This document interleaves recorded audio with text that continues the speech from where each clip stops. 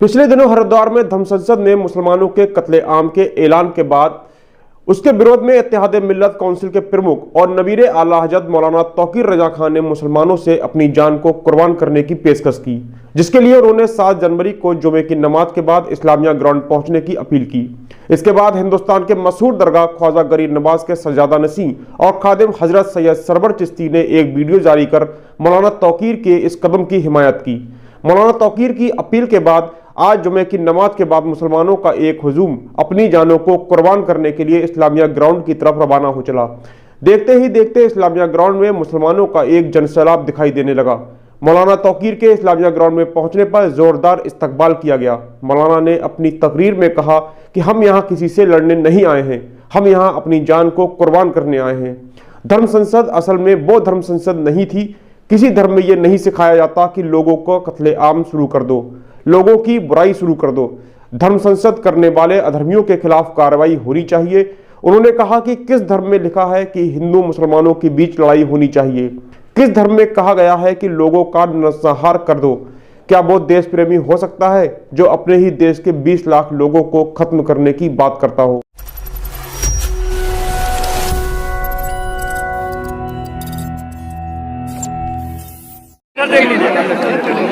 इधर देख लीजिए।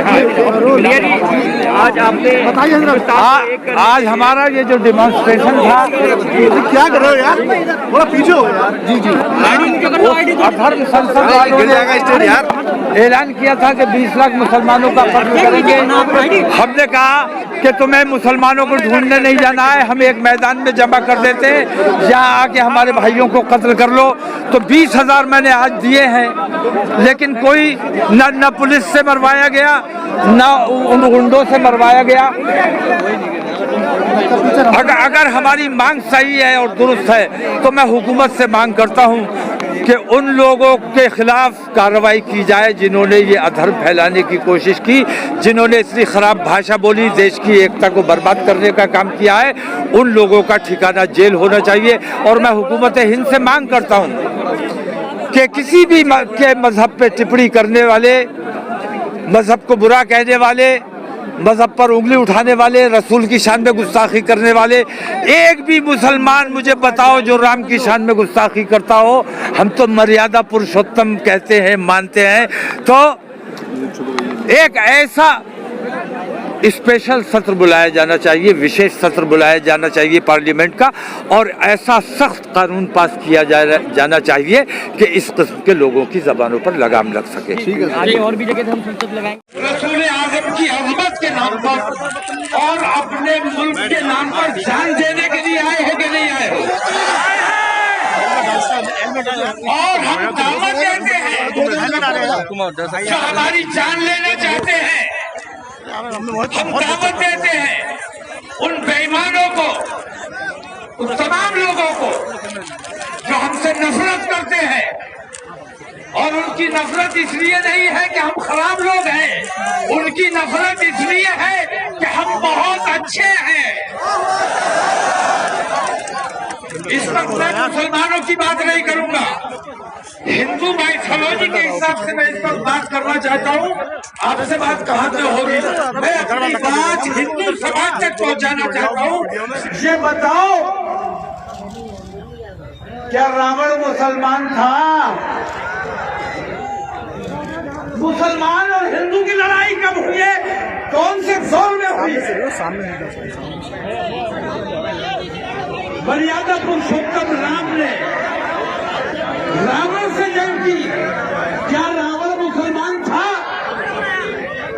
कृष्ण जी ने कंस का वध किया, कंस मुसलमान था? महाभारत में कौरवों और पांडवों के दरमियान जंग हुई। मैं पूछता हूं, क्या कौरव मुसलमान थे? हिंदू समाज के तरह ये सवाल है कि कौन सा वो दौर है, कौन सा वो धर्म की हमारी पुस्तक पढ़ाई गई है जिससे तुम्हें ये सिखाया गया है कि हिंदू और मुसलमानों को लड़ना चाहिए।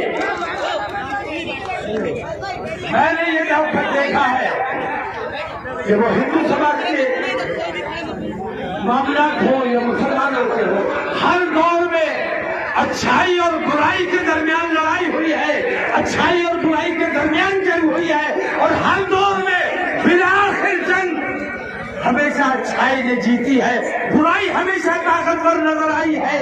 राम बहुत कमजोर नजर आ रहे थे, तन्हा थे, रावण का कितना बड़ा साम्राज्य था, लेकिन बिलाखिर रावण परास्त हुआ। मैं कहना यह चाहता हूं कि अच्छाई और बुराई के दरमियान हमेशा जंग होती रही है, और इस जंग को कोई नहीं रोक सकता। ये जंग होती रहनी चाहिए, रहती दुनिया तक ये जंग जारी रहेगी, लेकिन तय हमारे हिंदू समाज को आज ये करना है कि असल में अच्छा कौन है और बुरा कौन है।